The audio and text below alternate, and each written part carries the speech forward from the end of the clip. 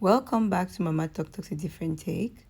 I'm your host, AB Mambo, and I'm glad that you're joining us for part two of This is What Child Abuse Looks Like, a conversation with Manyi Anabor, author of Cactus in the Calabash and survivor of domestic child abuse at the hands of a household member. Like yesterday, please be advised that this episode contains details that some may find difficult to hear, so please take appropriate caution. To support Manyi's work, please purchase her book, Cactus in a Calabash, which is currently available on Amazon.com. In the meantime, continue to leave your comments below. Share this episode and the last one with your friends and members of your community. And as always, if you have your own stories to share, do not hesitate to reach me at ab@mamatoktok.com. And to help us grow the Mama Talk Talk community, please hit the subscribe button in the lower right hand corner below and subscribe to get our content as soon as it becomes available. Thanks for your support and see you at the end of this program. Okay, so I'll just carry on. The touching became a daily thing. Yeah. Yes, and he used it to replace beatings, which I was very, very grateful for. So for a long time there was no more beating, and once in a while there was actually not. So he didn't get rid of it completely, but there was a lot more touching, which was touching my groin during the day and at night, every night actually. So that progressed then to one day he said he wanted to teach me what kissing looked like. Mm-hmm. And so he took me to the bathroom and, asked me to stick out my tongue. And I said, and I did. And then he put his mouth all over my tongue and I pulled back immediately. It's disgusting. And then he said, "You see, it was easy. Now you do mine." And I just couldn't. I couldn't. And he stood there with his tongue out. He bent down, obviously because I was little and he was a tall guy, and he bent down. Just the visual of it's disgusting. Yeah. So yes, Yeah. and then he kept insisting and insisting, and I I was just shyly saying, "Oh, I don't want to do it. I don't like what it tastes like," because he had just done it to me, and I was like, "No, I don't like it. I don't like it."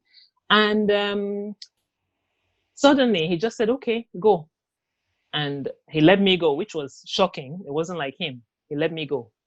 I didn't know what was going to happen after that, but he let me go. He was obviously not happy that I had refused to do it, and he let me go.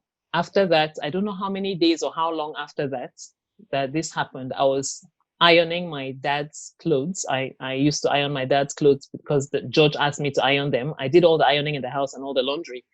So I was ironing the clothes, and somehow I mistakenly burnt my dad's shirt.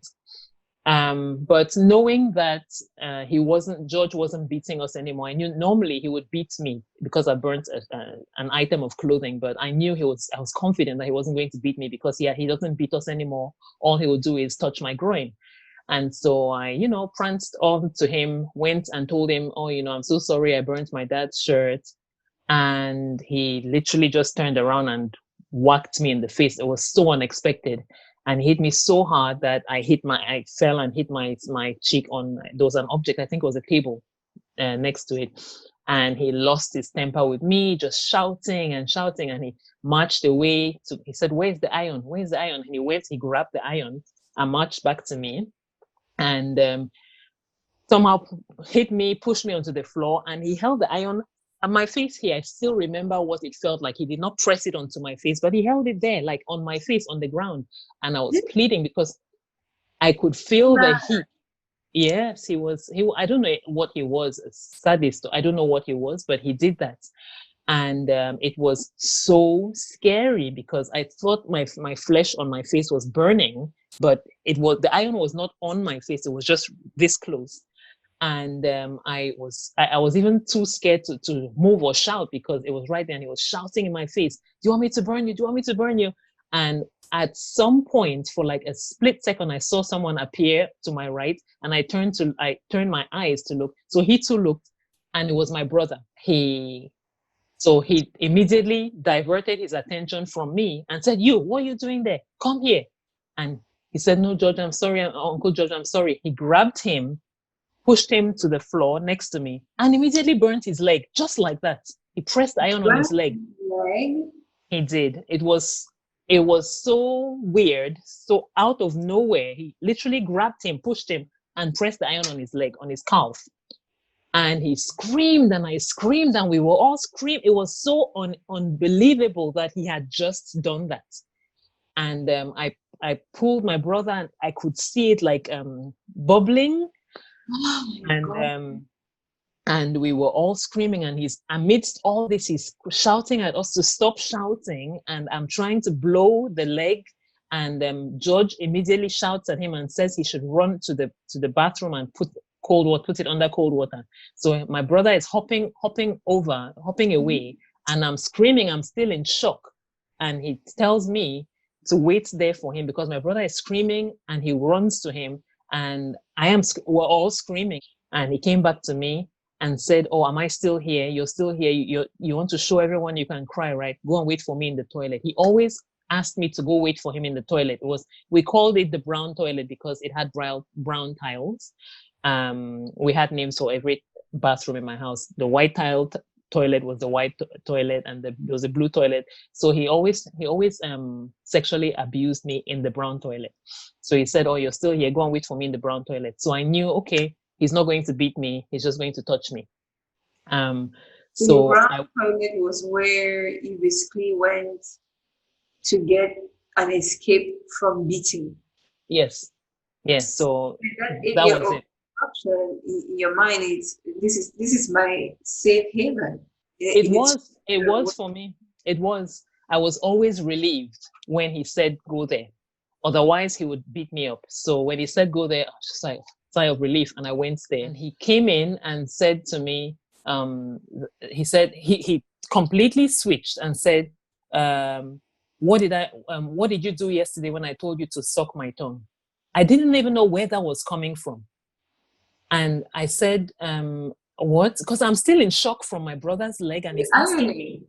Yes. So it's just to point out that they're very calculated, they're very manipulative. So to him, it wasn't even about me burning my dad's shirt. He had been looking for one thing, Opportunity. simple. So I'm obviously confused, and I was like, "What?" And he repeated that when he asked me to suck his tongue. What did I say? And I was like, "I'm so sorry. I'm so sorry." He's like, "Are you going to do it now?" And he made me do it, and I did it, and it was disgusting. Uh, and the next day I had to go to school. What happened in school was I could not get it out of my head, out of my mouth. I couldn't function in school. Like I was my teacher in school called on me so many times to say, "What is wrong with you? Answer the question. Why are you looking out of the window?" I was not there. During lunchtime, I couldn't eat. I tried to, but I couldn't because the taste of him was still in my mouth. I could still taste it. And so I kept feeling nauseous in school the whole time. So after lunchtime, I didn't eat at lunchtime. I remember this vividly. And I was so hungry during the first class, the first lesson after lunch, so hungry. So I took permission from the teacher and went to the bathroom to drink water because I was so hungry and dizzy. Went to the toilet and tried to drink water from the tap. I couldn't swallow it. I kept vomiting. I kept regurgitating the water. And it was so frustrating for me that I couldn't even swallow water that I just started crying in the toilet, in the kids' toilets. I cried in school, and that's another thing I think about. I'm like, I cry. I know how loudly I was crying, but no teacher walked by or heard me. I mean, the staff room was far away, and teachers were in class at lessons, but I always wondered about that. That I was so frustrated and I had not cried properly in a long time. Every time I Yeah. cried, you have to cry and stop, and you're not allowed to cry out loud. So I was literally letting it out in the children's toilet, and no one heard. So cried there for a long time. I remember feeling very relieved after crying, because I had not cried like that in a long time. I had not cried so freely in a long time. And I is went back that to, because George would always interrupt that oh process? yes, Crying, he would cut it off. yes, that's why. So I had become used to not crying. Just don't cry. If you when you feel like you're welling up with tears, just suck them back in. Don't cry. Then I went back to class, but I remember my teacher asked me if I was okay, and I said yes. Something got into my eye, and I was trying to wash it out. That's what I said, and she said, "Oh, okay." And then I remained there, but I could not wait for home time. And I remember at home time, we had a driver who always used to come and pick us up, drop us off at home, and then go back to pick up my parents from work. So the driver never ever really entered the house at that time after school. So he dropped us off at the gate. As soon as we stepped into the house, George opened the gate, and he immediately pulled me by the hand and took me into the room. He Now in hindsight, I can see that he was eagerly waiting for me to come back from school. And he took me to the room and said, and he sat down, pulled out his tongue first. I burst out crying. I was like, wait, why are you crying? What has happened? Nothing has happened yet. I just said, I'm hungry. I've not eaten, and I'm tired, and I don't like the way it tastes. And I was crying, and he slapped me and picked up a belt and whipped me once on my back and said I should do it right now. And I was just completely drained, helpless, little child. And Manyi, mhm, I okay. I know how our homes are in Cameroon, right? It's mhm, already just a nuclear family. mhm, There's usually extended family, cousins, mhm, grandparents, mhm, all kinds of relatives, people that sometimes you don't even know how you guys are related. But mhm. a typical African house is never empty. Empty, yeah. So as you're telling me this story, the thing that I keep coming back to is, where is every adult in this house? Yeah, there were times when people were there, you know. There were times when people were there. There were times when, so some of these things happened during school term. So like this particular incident, during the school term, all the senior cousins have gone to boarding schools. Mm-hmm. And so there's not that 30 people in our house at that time. But during school terms, my grandmother was there, my paternal grandmother was there, her cousin was there, which is my grand aunt, was there. So the house was not as populated.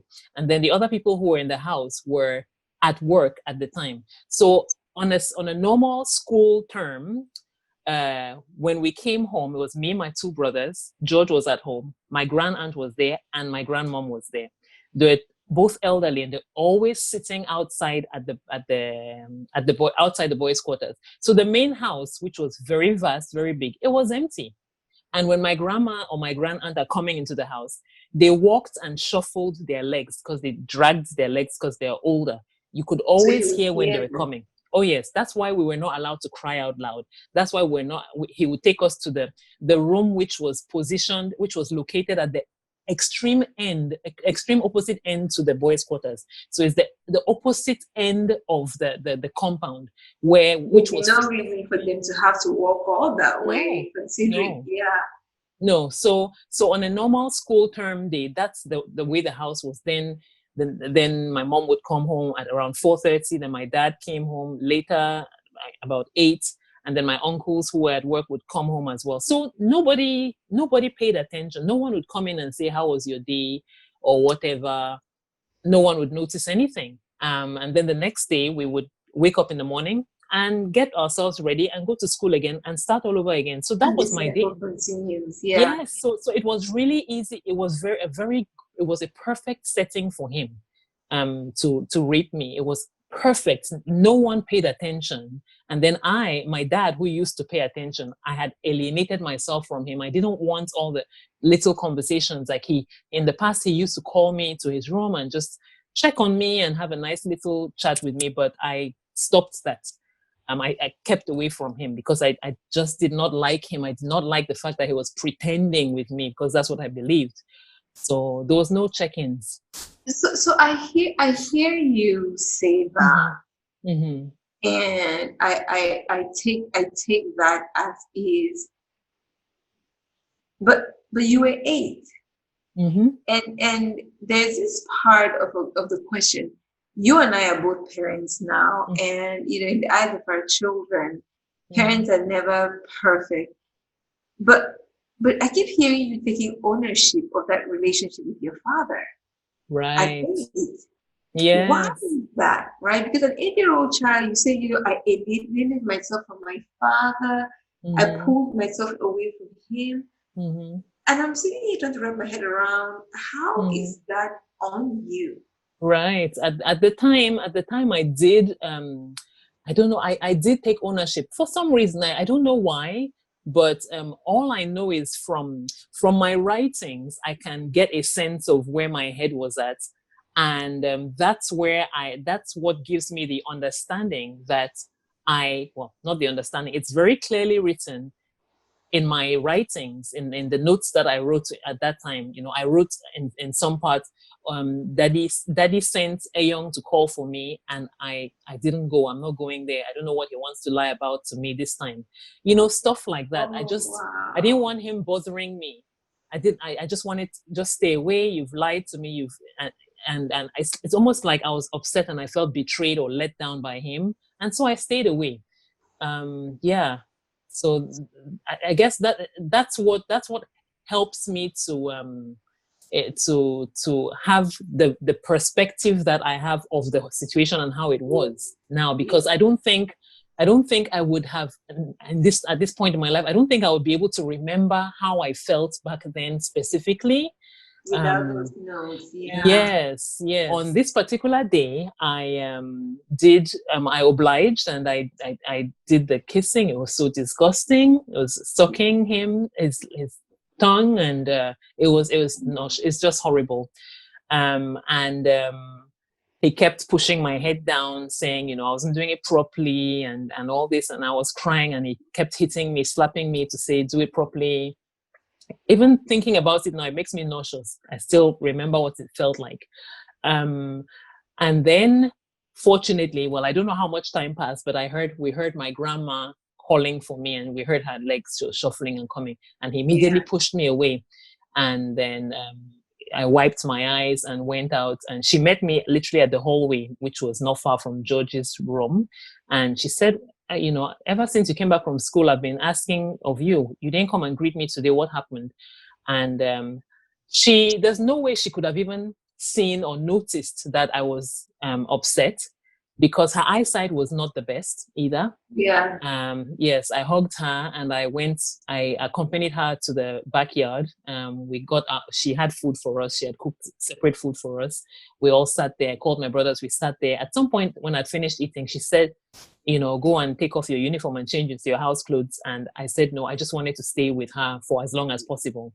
Which is something I had the tendency of doing. I always hung around adults in the house. I would do anything you wanted me to do. I would peel egusi. I would fold laundry, anything, just so that I am with an adult who I feel Yeah. like if George comes to get me, I am with an adult, so he will leave you alone. It didn't always work, but it did for the most part. So I stayed with her until, I kept hoping that my mom would come home from work, because then there'll be one more person in the house. Yeah. But George came to call for me at some point, and my grandma asked him what he wanted, and he said he made up some excuse. There was always something tangible for him to say, and she said, "Okay, go quickly, and then you come back." And I went, and I went with him, and he asked me to continue. I did. And then he let me go. Soon after that, I remember this happened soon after, but I'm not sure how soon after, the exact time frame. But soon after that, he said to me, "Oh, the thing we've been doing with the tongue, the kissing, I want to teach you another way to do it with his penis." So yes, and I remember asking him, saying to him something along the lines of, "But that's where your wee comes from." And he very dismissively said, "Yeah, I've washed it with soap. It's all right." And he tried to force me to do it. Thank you, George, for at Yeah. least being clean. Right. Yes, I'm very grateful.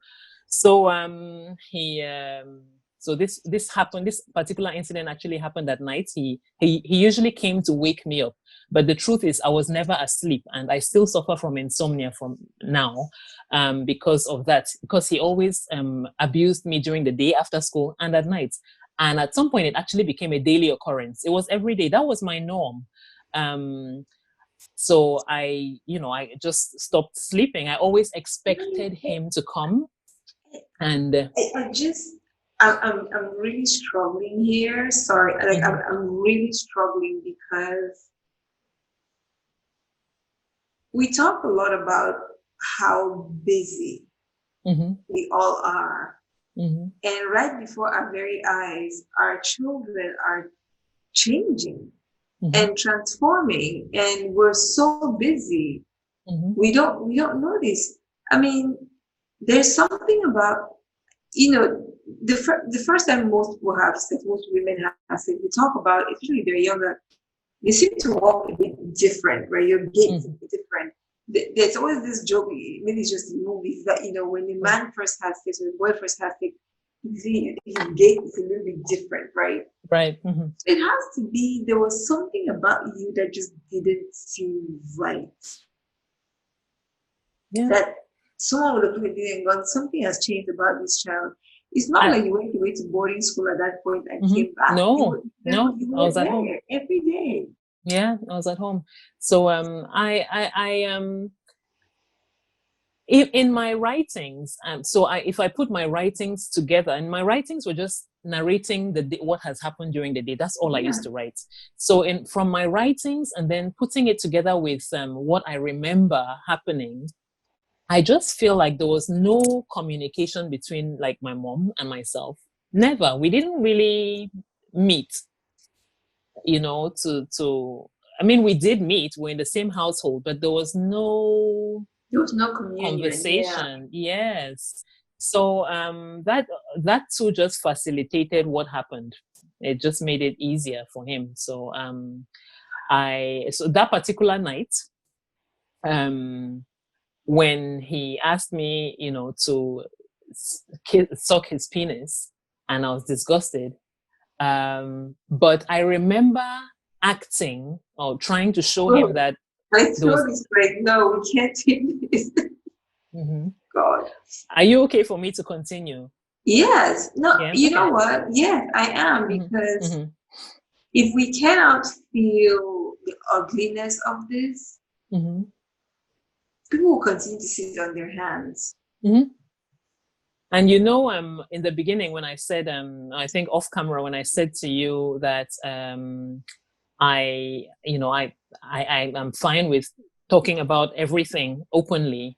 The reason why is because when I mentioned, the word sexual abuse as opposed to rape, that's one of the things that comes to mind, or that's one of the reasons, because if someone says, oh, this child was sexually molested, or the guy tried to force his penis into her mouth, they never actually say that he tried to force. They just say she was sexually molested, and it sounds milder, it sounds more tame than what actually did happen. That's the reason why I decided to write my book and say it as it happened. I knew that it would be difficult for people to hear, but I needed people to know that another human being like you and I, a man, a grown man, can actually fathom to do this to a child when that penis cannot even fit into that mouth to begin with. It's an infant mouth, but you will sit there and try to force it into this child's mouth and struggle to force it in and think that this is normal to do. That's why I wrote everything as it happened, and I decided I'm going to call a spade a spade. There's no point in sugarcoating it, because then it just looks like, okay, she was raped, or she was sexually abused, or you don't actually know what happened. I mean, it is very hard to absorb what you're saying, because you're right. We are so accustomed to having it whitewashed. We all know what sexually molested means, but rape just sounds like boom, right? And so sexual assault, sexual molestation. The more S's we put in it, the softer it becomes, Right. right? True. But rape is really hard, like rape. Mm-hmm. And I think you're right, we need to call it what it is. And the image you just put in my mind about, as we were speaking along, you said, you know, he wanted me to do X and Y, but the way you just said it now, the idea of putting a grown man's penis in an infant's mouth, I mean, that it doesn't. This is so disturbing on It is on so many levels. He tried to do that night, and so he took me to the brown toilet. He woke me up, which I wasn't woken up really. I was already awake, and he took me to the brown toilet, and he sat on the toilet, and pulled down his pants, and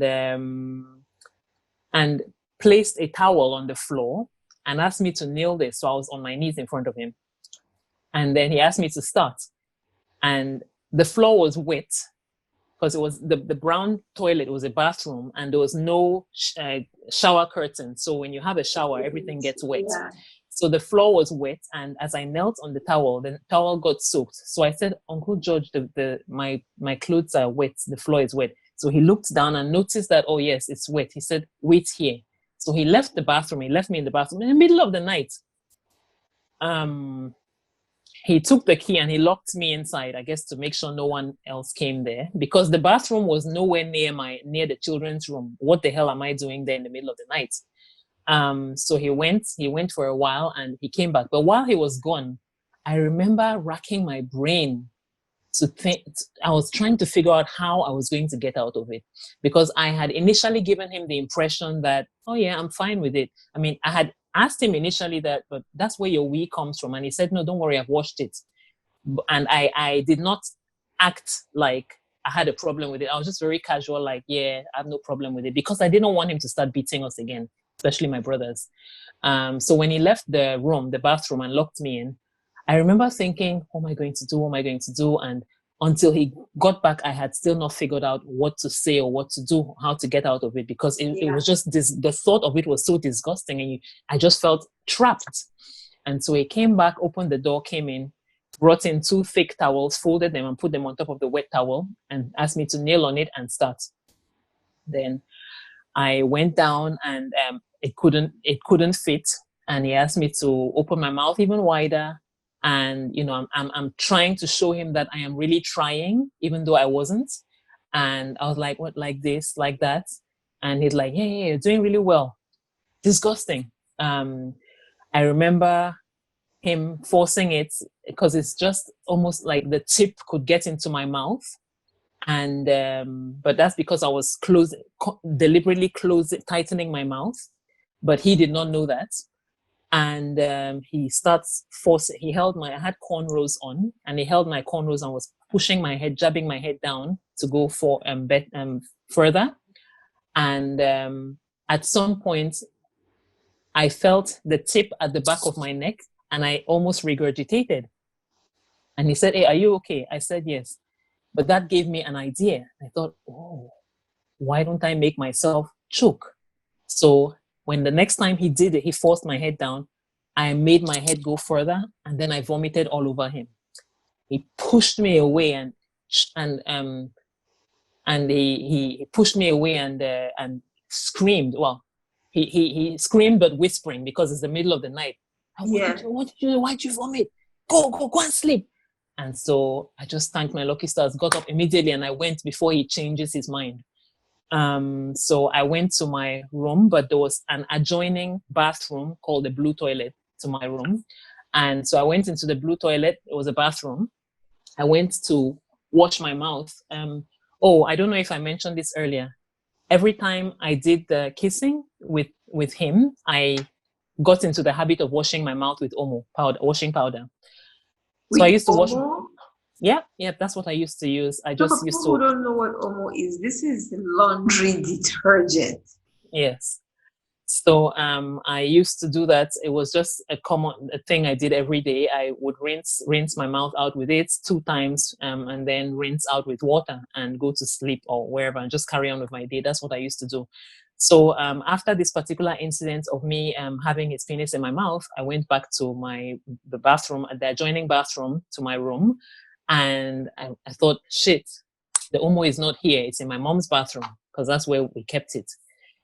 So I had nothing to wash my mouth out with except toothpaste. I literally almost emptied the full tube of toothpaste in my mouth. I brushed and brushed and brushed and brushed, and even made myself choke from brushing so far down, but I could still feel the taste of it. And I just kept brushing and brushing and crying, and I couldn't get the taste out of my mouth. But first thing, when I woke up in the morning, my mom woke us up every morning to get ready for school. As soon as she woke us up in the morning, I remember hanging around and snaking. I snaked into her bathroom, quickly rinsed my mouth out, and then I continued getting ready for school. So that was just a normal thing for me. I used to rinse my mouth out with washing powder every single time. But that same day, after school, when we came back from school, he decided that we should try it again, because I was not great at it in the bathroom. So the vomiting was not enough. Mm-hmm. So he said to me that we will try it, but this time, if you feel like you're about to throw up, just pull your head back and let me know. And he was very angry with me for vomiting all over him. So yes, but I had thought about it. I had enough time to think about it during the day, and bear in mind, that was my whole world. All that happened to me, that was my world. The world of a child is what they see every day. That was my world. Yep. Nothing else was happening in my world. Nothing else was happening in my life. From sunrise to sundown, all I used to think about was this guy abusing me. That's all, and how I can strategically dodge. And that's all I used to think about all day, every day, during lessons, in class, during sports time, rehearsal, every minute of every day. That's all that was on my mind. That's all, of how to dodge and not go to him, and strategizing. That's all that occupied my entire world. And no one to talk to. So even with your brothers, you hadn't said any of this to them. No, so I did tell them. I know I did tell them. I did tell my younger brothers. I did tell them, oh, this happened, or George said this. But what do they even know? They didn't even know what I was talking about. I didn't even understand it. All I knew was, oh, he did this, but we can't tell anybody. And now when I ask my brothers, they don't even remember. They remember that we used to cry a lot at home. They remember he was very vicious, and we used to cry so much, and he used to beat us. But that's all they remember. No one knew I was being abused. No one knew I was being sexually abused. They knew we were all being beaten, because we were. My brothers knew, but no one knew. They didn't know anything else. Nobody knew that I was being raped. So after that family meeting, oh yes, everybody just went back to normal. It was just like, okay, so George, this 8-year-old girl has lied about George, so now it's back to business. George has more authority to whip them if they're okay. Yeah, so everybody went back to normal, and we used to have family meetings. My dad likes family meetings. We had family meetings that sometimes once a week, sometimes twice a week, just for nothing, just for him to talk and make speeches. Yes. So it was very common for us to have these family meetings. But yes, after that particular family meeting, everyone went back to normal. It was very normal in our household for things to just be swept under the rug. No discussions, no communication about anything. Just carry on as if nothing happened. So on this particular day, he said we should try it again. But I had enough time in school to think of different ways, different things that I could say, or different things that I could do. And so I had a plan. Exactly. So when he said we should try it again, I did not object. I went and I knelt down. This was in his bedroom. I knelt down. He sat down, whipped out his penis, and I put my mouth over. As soon as he pushed my head down, with all my strength, all my might, I beat him. And I still, even when I think about it, I can still feel the skin, the flesh in my teeth, because some of it actually stayed. I felt the blood in my teeth. It felt like my gums were bleeding. I did that. And he screamed. I remember how loudly it was so painful. And he pushed me and screamed and told me to go, go, go, go, go. And I ran out of his room. And I remember going straight back to my room. This was after school, so the house was empty. My grandma was in the backyard. And he always, before doing that to me, always sat my brothers somewhere, either eating their food or doing something, and said, stay there, don't come. He always made sure that no one came there. So I ran to my room, the room I shared with my brothers. And I remember climbing onto my bed and I buried my head under my pillow and I was just crying. And it was just a lot. It was too much for me. I had moments like that when it just became too much, like overwhelming. Yes, so that was one of those moments. Next, I'm trying to think of the event, the major events that happened. There was a random day, which obviously I wrote all this in my book, by the way, but specific day when he asked me to boil rice, which was something I did every day. I'm not boiling rice, but cooking every day, even though I didn't know how to cook. We usually came back from school and he's made the stew. If we're going to eat stew and chicken or stew and meat with rice, he wouldn't make the rice. So he would tell me to make the rice when we've come home hungry already, but then we have to wait for the rice. This was his job and he should have been doing all along. Exactly. Right. And so I went to make rice and put the rice on fire. I didn't know how to cook rice. And he asked me at some point, we were behind the house, and he asked me, did you put salt in the rice? And I said, yes, but I didn't. I hadn't put it. So we kept on sitting there. My brothers were there, and my heart was beating because I knew I needed to go and put in that rice in the pot, but how am I going to go and put it? So at some point I took permission from him. You have to take permission from him to go to the toilet or to leave his presence. So I took permission from him to go to the toilet. And when you take permission to go to the toilet, you have 10 seconds. So he said I should go, and he started counting down. So I ran into the kitchen. I knew I didn't have much time because I could still hear him counting. I ran in and I had to open the pot. There was no cloth around to take off the lid of the pot. So I had to use my bare hands. And I used my bare hands. It burnt me. I took the salt, put it inside. I took so much salt. I didn't know how much you put in. Yeah. And the rice had already dried. So I sprinkled the salt on top of the dried rice. It was already dried. And then I put the lid back and ran out. My fingers were stinging from being burnt. Oh my God. And then I ran out. As soon as I got there, he said, which toilet did you use? I lied. I told him I used the brown toilet. He said, then why didn't you flush the toilet? I said, I flushed it. He said, I did not hear you flush it. Then he said, are you lying? Are you lying? And then I said, yes, Uncle Josh. Man is yes. Was whatever. Yes. Really controlling. Like he had a whole scheme. He did. Exactly. And that's pedophilic behavior. To your family, like was he? He was not related to us. No, he's. Where the heck did they pick this man from? So obviously we are from Southwest. We're Bayangi. He's from, I don't know which place in Bamenda, but he's from the Northwest province. But before he came to work for us, we had a house girl, and she was very sluggish and very slow.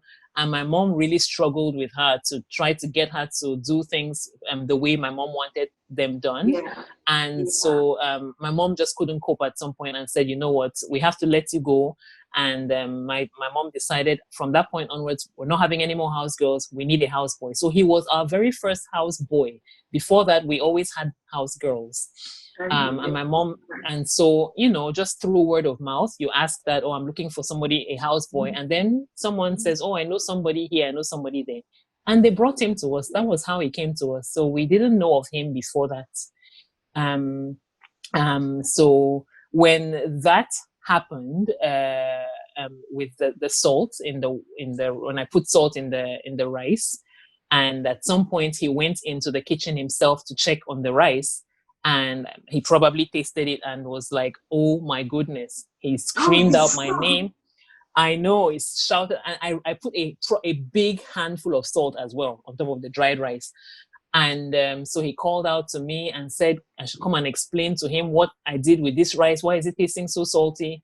So I ran into the house. When he calls for you, you have to literally sprint into to him. So I hurried, went there, and then he asked me, and before I could even opened my mouth, he hit me on my cheek, and I fell over and hit the other side of my face on our sink. It was made of steel, so I hit my face there, and it really hurt. And he carried on punching me, kicking me. I fell on the floor, but he always, I don't know if I should say he prefers to kick you in your stomach. It's just something he always does. So I knew he was targeting my stomach. He used to beat us every day, so we knew exactly what he liked doing, what he didn't like doing. He wants to kick you in your stomach. So I was lying on the floor while he's kicking me, and so I curled my legs upwards, pushed my knees towards my chest to prevent the kicks from getting into my stomach. So he kicked even harder, and as he's kicking me harder, I'm being kicked onto underneath the sink. It was an open space, so I got under the sink, and his kicks could not reach me that well or that strongly anymore. So he was angry and started shouting at me to come out, but I'm not coming out, and he's still trying to keep me. So eventually he dragged me out with his hands and slapped me and said, "Oh, you want to try me, you're trying to test me and all this. Go and wait for me in the brown toilet." Thankfully, again, I scrambled on all fours, got into the brown toilet with the wet floor, as the floor was always wet, scrambled on there. As soon as I got in there, I was aching. My whole body was aching. So, at this point, I think, yes, I was still 8 at that point. I was.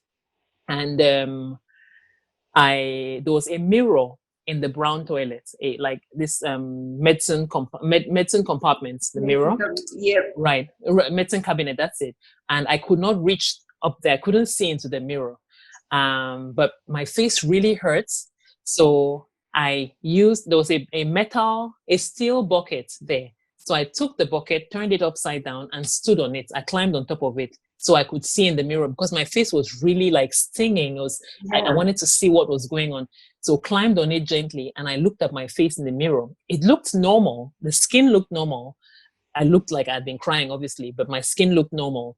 But at that exact moment was the moment when I realized that, wow, ever since this guy started beating me several months ago, I've never actually looked at myself in the mirror.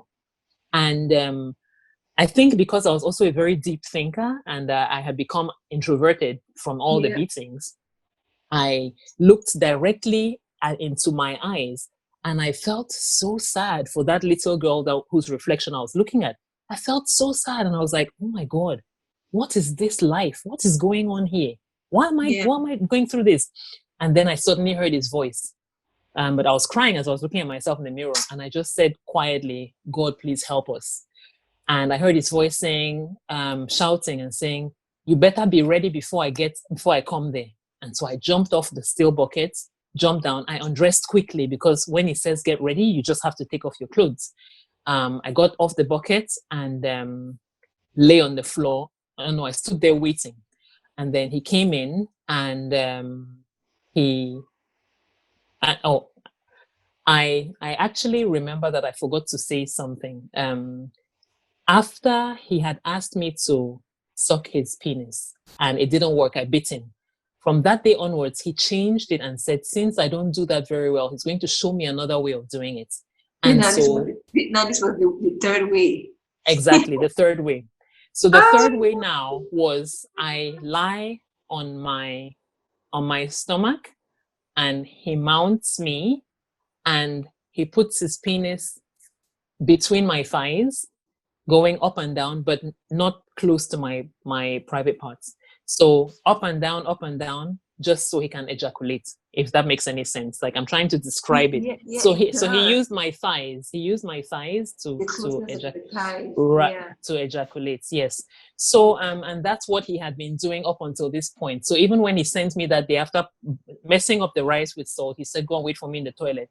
I thought that's what he was going to do. So when he comes in and I'm completely undressed, and he says, what are you waiting for? Lie down. So normally I lie down on my tummy. So I did lie down on the wet floor on my tummy. And he said, turn around. I thought it was a bit odd. Why am I turning around? He does it normally with me lying on my tummy. And that was the first day when he raped me vaginally. That was the first day. So since that day, I mean, I screamed. There was only my grandma, my grand aunt at home, but they were behind the house. I screamed. It was excruciatingly painful. And he was so angry. It's like he was so vicious and just kept pounding and pounding into me. And I screamed, and he had his hands over my mouth. Mind you, I'm just a little person. What else could I do? And it was so painful.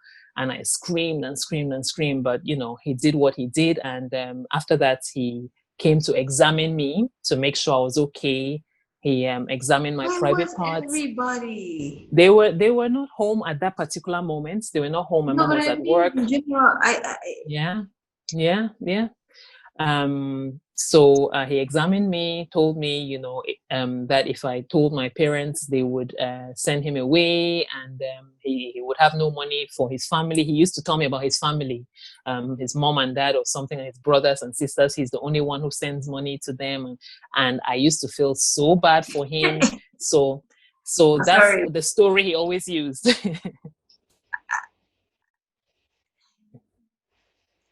I know it's very difficult to, I mean, for me, it's not difficult to speak about because I've spoken about it for so many years. I've spoken about it openly with all these details, but I know it's difficult for someone to hear all these details for the first time. Yeah, I'm saying it. I mean, it's so excruciating. It's so deep. I'm thinking, okay, where is the breakthrough? What brought this to a head? So well, that happened, and then obviously for a few weeks he stopped. He went back to using my thighs, and then from time to time he would go back and vaginally. For a while, it carried on, and then there was once when I decided to try something as well. I decided to shout out in the middle of the night. Remember I said to you that he used to come and get me in the middle of the night, and I didn't like it. There were things that I would do. I started wearing trousers as pajamas just to make it more difficult for him. I mean, it didn't help, but in an 8-year-old's mind, you just think that this will work. There were times when he would come to carry me from my bed, because he never ever raped me in our room, because it was a bunk bed and a single bed. My brothers and I, we all slept there. So he always took me out of the room into the brown toilet, then sent me back. So I even used to tense up. Like, I felt in my 8-year-old mind that if I tense myself up, he won't be able to carry me off my bed. But that did not work. Like, I would literally tense my hands, my thighs, my butt, everything, every ounce of, just to make myself heavier, so he's unable to carry me at night. But that did not work. But anyway, so he carried on molesting me every night. It was actually every night at some point, and then during the day after school. One night I decided that when he comes, I will shout out for my parents, because with all this happening, by the way, my bedroom was right next to my parents' bedroom, one wall. And this is the thing that I don't understand. Is it just was the universe so misaligned at that time that nobody woke up in the middle of the night and somehow caught him in the act? Just I don't know. I tried. I did try. I tried to. I shouted out. I planned it for a while, but I never had the courage to do it. Yeah. So one night I decided, you know what? I will scream tonight. Tonight is the night. And so as soon as he came into the room, and he always did it in the exact same way. He came in, left the door slightly open, and I could see him I could see his silhouette of his black silhouette. And I was never sleeping, but I pretended to be sleeping. And so as soon as he bent down, because I slept on the bottom bunk bed, as soon as he bent down to lift me up, I started screaming. I just shouted out for my parents that someone is in the room, and their room was right there. So my mom came in immediately. And when she came in, she switched on the lights, and George was standing right there, not next to our bed, but next to the wall, next to the closet, near my mom, near the door. And so she said, what happened? And I said, I thought there was someone in the room. And he's standing there eyeing me so he's standing next to my mom and looking at me threateningly.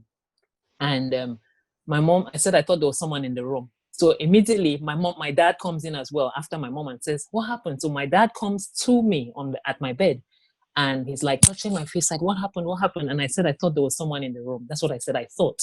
And then my mom immediately says, wait, George, how did you get here so fast? And I thought, oh my gosh, this is it. Finally, they'll catch him. And he said, he just came into the house he came in this way to use the toilet. Then he heard me screaming and he opened the door. And then my mom believed him, obviously. And I just knew that the next day I was just going to be finished. You were having, yeah. Yes. So my dad said, oh, it's okay. It's okay. I think you just had a nightmare. Go back to sleep. My brothers had woken up as well with the light and everything. And before you knew it, they left. But before George left the room, he looked at me and did that you will see. He just said, you will see. The next day in school, I couldn't think about anything else but what was going to happen to me at home. And I came home, and he sets the scene again. He puts my brothers away so they should eat. And he said I should take off my clothes, and he's going to beat me up and all this and all that. But then for some reason, I think he asked me to take my brothers to the room. I don't know. At some point, I was in the room with them, telling them, don't come out. That was something I said to them almost every day. Don't come out. Just stay here. No matter what happens, just stay here. Just stay here. I said that to them repeatedly every day. And I was in the room telling them, just stay here. Don't say anything. Even if I'm shouting, even if he's beating me, don't say anything. Just stay here. Don't come out. Because I never wanted them to be there in the vicinity. And to see yes. And so something happened, and I'd already taken off my clothes and was ready for him to beat me or do whatever it was he was going to do. And so I was talking to my brothers naked, and they were both seated on my bed, on my bunk bed, and I'm standing and I'm talking to them and saying, don't come out, okay, don't come out, just stay here. And there was something about that moment. I saw their 4 eyes looking up at me, like, very sad. And I'm telling them, don't come out. And in that moment, I felt, oh my God, look at my brothers. We're suffering in this house. We're suffering with a houseboy. What is going on? So I just got really, yes, in my parents' house. And I think at that point I was 9. Yes, I think I was 9. I was 9 years old at that point. I just marched out, no clothes on still. And I just started mouthing off to him. My grandmom was not at home that day. Sometimes they went to visit their friends. They had like a day visit, or aunties or uncles, and stayed in the house. Yeah. They were not there on that day, both of them. It was just us, the kids, and George in the house that afternoon. And so I remember marching out, and I was so angry, and I was just shouting and saying, we've had enough. You're not going to beat me anymore. And I was saying all sorts of things, that over my dead body, will I let you sit here and touch me and beat me? You can try, but I will not stand here and let you do it. I will not stand here. And he was kind of laughing in an evil way, that, where is this? Who are you? What are you talking about? See this small idiot. Right. And he didn't whip me. He hit me, I think, from the back. And I fell, but I kept walking. I don't even know where I was walking to. Like, there was no direction, no plan, no clothes on. And he asked me to stop, and I kept going, and I kept playing. I was like, over my dead body, you're not going to beat us anymore. We've had enough. We're just children. We're suffering in our parents' house. You're beating us every day. You're touching me. Go and fight with your age mates. And I just kept talking and talking. And I noticed him coming, like hurrying and coming after me. And I thought, shit, what am I going to do now? I didn't think about this plan properly. And I was next to the gates of the house. I opened it and I ran out. I ran out naked. But in running, as soon as I ran out, I remembered that when we were coming from school, we had seen our neighbor, who I named in my book Tata Marie, but that's not her real name. I had seen Tata Marie coming going into our house, and she said hello to us, and her car was still there. I ran directly to her house, naked. And I ran in. She was out in the front of her house, inside the gates, but at the front of her house. And I shouted out, I was like, Tata Marie, George is about to beat us. He's been beating us for years. I knew he was at my heels. So I wanted to make sure I tell her I get it out quickly. So I was So he telling her that he's came, been yeah. beating us for years. He's coming to beat me now. She was like, wait, where are your clothes? What's going on? So she had a tablecloth and she wrapped it around me. And I told her, please, you need to save us. She was like, wait, where is my mom? She asked, where's my mom? I said, she's still at work. Does your mom know he's been beating you? I said, yes. And suddenly she looked up and he was there. Looked, he was there already. So she shouted at him, said, what kind of rubbish is this? Why does she have no clothes on? What is going on? She says, you've been beating them. Does their mom know?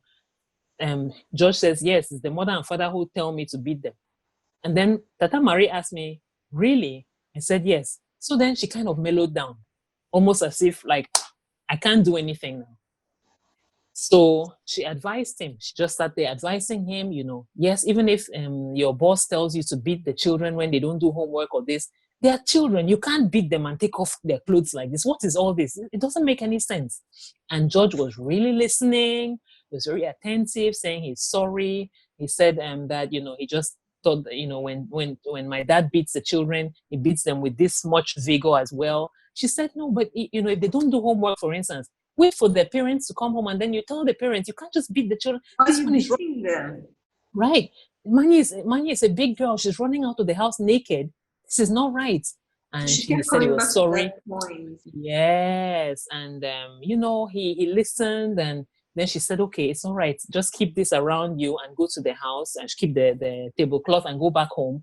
But I just stayed still and I whispered to her that, no, if I go, he's going to beat me. She said, no, George, you have heard me say you should not beat these children like that anymore.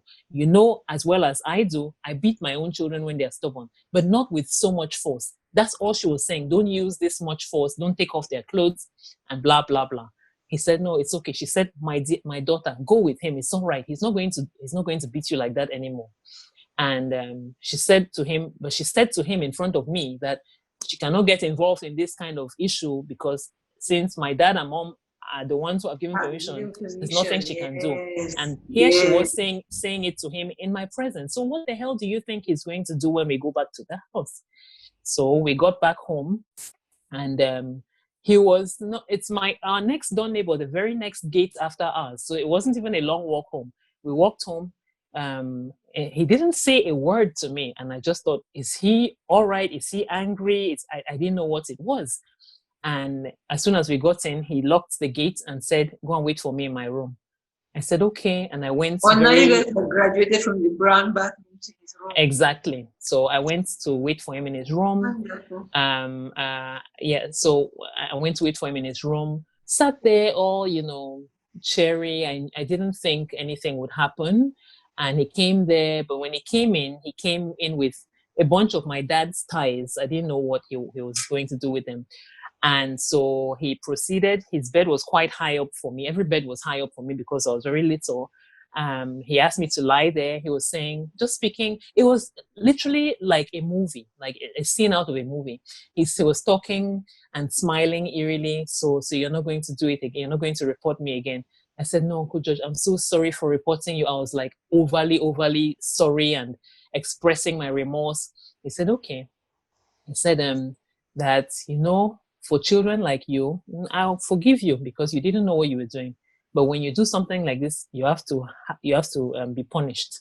I said, okay, I'll do anything, but I'll not report you again. I was overly saying I'll not report him. He asked me to give him my one hand. He lifted me, put me on the bed. He tied my right hand to the bedpost. He went round very slowly, tied my other hand to the other bedpost. He didn't tie my legs, just that. And at that point, I'm thinking, what is he doing? It was too tight and it was hurting my wrist. And I said, Uncle George, this one is hurting. It's hurting my wrist. He wasn't even responding, just quiet. He went out. I heard him telling my brothers to make sure they stay there. Nobody comes in. Mm-hmm. I heard him saying that, and I was wondering, what is he trying to do? He's tied my wrists out there. I had no clothes on still. And he came in and sat there, and I kept on apologizing. And he said, have you finished apologizing? Like I said, you have to get your punishment. I said, okay. And he climbed on top of me. He took off his clothes, climbed on top of me, and he raped me anally. And I thought that I just knew it was different. I didn't know there was any such thing as anal sex, but I just thought what the hell? And he got angry and more enraged and and I was shouting like I'd never shouted before. It just felt like someone had stuck a knife in my bum and they were ripping me to shreds. And even though my hands were tied, I ended up with lots of blisters because I was using my head to hit him, and I bit him all over. I think it was his chest or his stomach. I was shouting. I've never experienced such searing pain in my life. I kept shouting, and at some point I was just like, God, please help me. God, please help me. And I passed out. Here is a preview of the third and last part of this special edition series with Manyi Anabor. I had lost my hearing in this ear, in my left ear. And I had some bruises. My face hurt, but most of all, my bum hurt a lot. I was admitted in hospital, stayed there with my mom. Again, no communication. I don't know how I got to the hospital. I still don't know till this day, by the way. I left the hospital, came home, was off school for a very long time, on antibiotics, and at some point they even used to come to a nurse used to come to the house to give me drips. And after I recovered and I started going to school, he started again. Like I don't know what he's talking about. Knew something. There's something really odd. Whenever George calls for you guys run so fast to go and meet him. It's almost as if you're scared of him. That's what he said. Those were his words. You guys really act like you're scared of this guy. He's just a houseboy, I don't see what the issue is. Why do you guys act like you're scared of him? It's the way he said it with like he just hated the whole scenario. He probably noticed it a lot and he just hated it. That moment made me feel like I could tell my brother everything that had been going on. I'm your host, Abi Mambo, and you've been listening to MamaTokTok's A Different Take.